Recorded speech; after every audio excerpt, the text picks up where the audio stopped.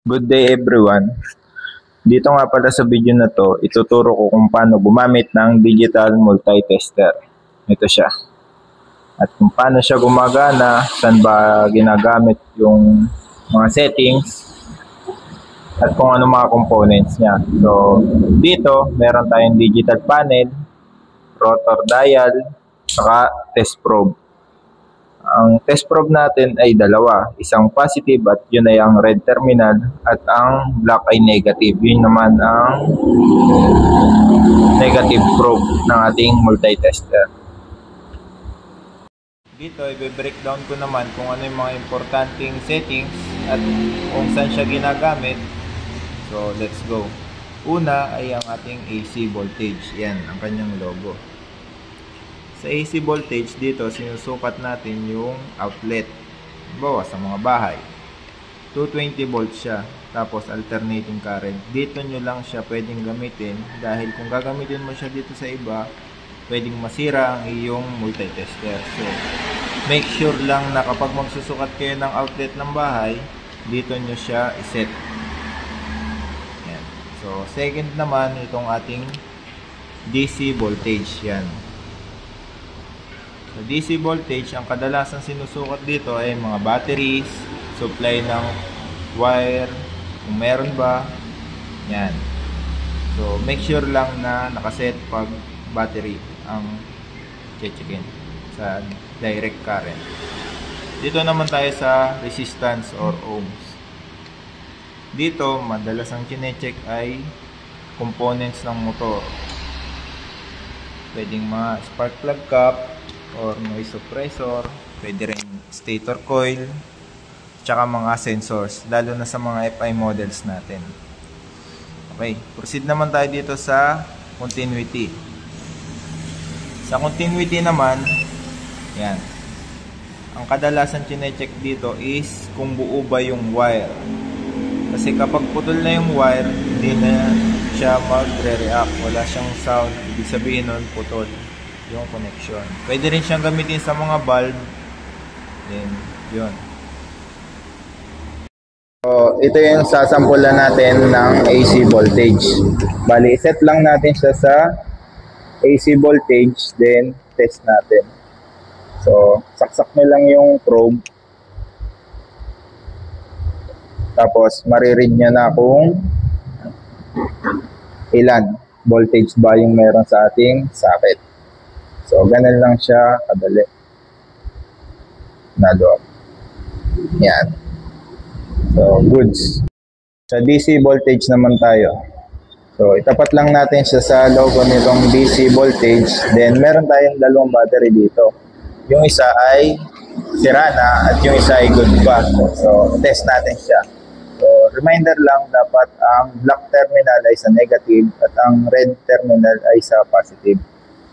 So, test natin muna itong sira. I-range din natin siya sa tens. Then, ang positive ay sa red. Ang reading ng voltage natin dito dahil sira na ay 4.93 na lang. So, mababa. Tinry ko na rin itong i-charge pero hindi na talaga kaya. So, defective na rin siya. So, try naman natin yung good battery. Sa good battery natin, yan, zero siya ngayon. Then, testing natin yung good. Then, positive probe. Yan. 12.52. So, ang reading natin is 12.52. Goods yan. Kasi ang standard naman ng battery voltage is 12.40. So, ganun lang siya kadali. Dito naman tayo sa ating resistance o ohms. Set muna natin siya. Ayan, nakaset na siya sa ohms. So, ang itetest natin ngayon ay ang spark plug cap. Ang standard na measuring ng kilo ohms nito is 3 to 9 kilo ohms. So, set natin siya sa kilo ohms. Sa range lang, pindutin natin itong range hanggang makita natin yung kilo ohms. Yan. Pag nasa kilo ohms na tayo, mamimeasure na natin kung pasok pa ba o sira na ang ating spark plug cap. Resistorized to, kaya mamimeasure natin. Meron kasing mga spark plug cap o noise suppressor na walang resistor. kaya wala kayong nare-read. So kapag okay yung spark plug cap nyo, yan, test natin. Yan, may reading siya. 3 to 9 kilo ohms yung standard. Yan. So, ang reading natin is 4.8. So, pasok siya sa standard. So, working pa tong kilo ohms natin. Itong spark plug cap. Okay? Dito naman tayo sa ating continuity. Set nyo lang siya dito sa continuity. So, naka-diode pa siya. So, kailangan nyo baguhin yung settings na gawin nyo siyang select. Yan. Pagka ganito na yung kanyang logo, okay na yan. Bali, bago ka mag-check ng continuity, try mo muna kung nagana. Yan. Ito, pwede mong gamitin sa pantest ng mga wire o sa bombilya o other component na dapat ma-check kung buo ang linya. So, try muna natin siya dito sa bulb. So, ang isa dito ay punde, ang isa naman ay goods pa. So, ganito siya i-check. Yung negative sa body ground. Then, try natin kapag tumunog, yan, kagaya nito, wala. So, yung isang filament nito ay pundi na. So, kaya wala siya. Doon naman sa okay. Yan, nagre-react yung ating tester, natunog siya. Ibig sabihin, buo pa yung connection niya. So, ganito naman siya gamitin sa wire.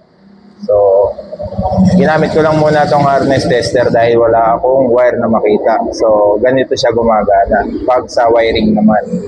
So, color coding naman ng mga motor natin. So, madali nyo lang siya ma-identify kung alin yung wire na yan. Kagaya nito, sample ko lang siya sa red.